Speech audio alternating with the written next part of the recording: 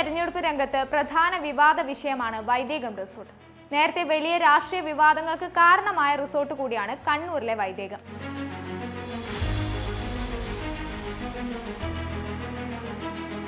NDA സ്ഥാനാർത്ഥി Rajeev ചന്ദ്രശേഖറുമായി LDF convener EP ജയരാജന് business ബന്ധമുണ്ടെന്ന പ്രതിപക്ഷ നേതാവ് VD സതീഷിന്റെ പ്രസ്താവനയാണ് പുതിയ വിവാദത്തിന് തിരികൊളുത്തിയത്. എന്നാൽ പ്രസ്താവനയ്ക്കെതിരെ EP ജയരാജൻ തന്നെ രംഗത്ത് വന്നിട്ടുണ്ട്. വൈദേകം റിസോർട്ട് 2023 നടന്ന വിവാദം പരിശോധിച്ചാൽ കാര്യങ്ങൾ കുറെ കൂടി വ്യക്തമാണ്. EP ജയരാജന്റെ കുടുംബത്തിന് ഓഹരി പങ്കാളിത്തമുള്ള വൈദേകം റിസോർട്ടിന്റെ നടത്തിപ്പ് ചുമതല കേന്ദ്രമന്ത്രി രാജീവ് ചന്ദ്രശേഖറിന്റെ ഉടമസ്ഥതയിലുള്ള നിരാമയ റിട്രീറ്റ്സ് എന്ന കമ്പനി ഏറ്റെടുത്തിരുന്നു. ഇതു സംബന്ധിച്ച് കരാറിൽ ഇരു കമ്പനികളും ഏപ്രിൽ 15-നാണ് ഒപ്പുവെച്ചത്.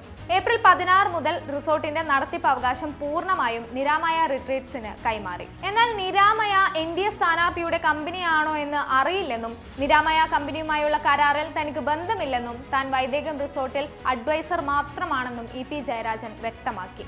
ബന്ധം തെളിയിച്ചാൽ VD സതീഷിന് എല്ലാം എഴുതി തരാമെന്നും EP ജയരാജൻ പറഞ്ഞു. കേന്ദ്രമന്ത്രി രാജീവ് ചന്ദ്രശേഖറിന്റെ ഉടമസ്ഥതയിലുള്ള ജൂപ്പിറ്റർ ക്യാപിറ്റൽസിന്റെ നിയന്ത്രണത്തിലാണ് നിരാമയ റിട്രീറ്റ്സ് എന്ന സ്ഥാപനം പ്രവർത്തിക്കുന്നത്.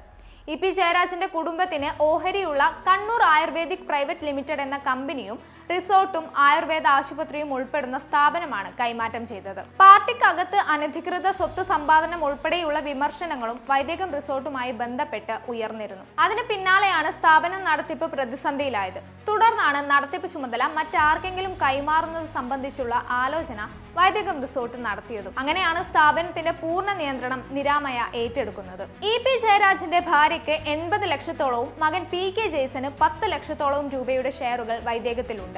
നടത്തിപ്പ് ചുമതല മാറുന്നുണ്ടെങ്കിലും നിലവിലെ ഷെയർ ഹോൾഡേഴ്സും ഡയറക്ടർമാരും സമാന രീതിയിൽ തന്നെ അവർക്കുള്ള ഓഹരി പങ്കാളിത്തം തുടരുമെന്നാണ് 2023 പറഞ്ഞത്.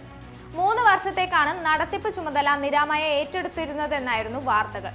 നടത്തിപ്പ് തൃപ്തികരമല്ലെങ്കിൽ കരാർ റദ്ദാക്കുമെന്നും EPയുടെ ഭാര്യ PK ഇന്ദിര അന്ന് പറഞ്ഞിരുന്നു. 6 മാസത്തോളം ഇരു കമ്പനികളും തമ്മിൽ ചർച്ചകൾ നടന്നിരുന്നുവെന്നാണ് വിവരം.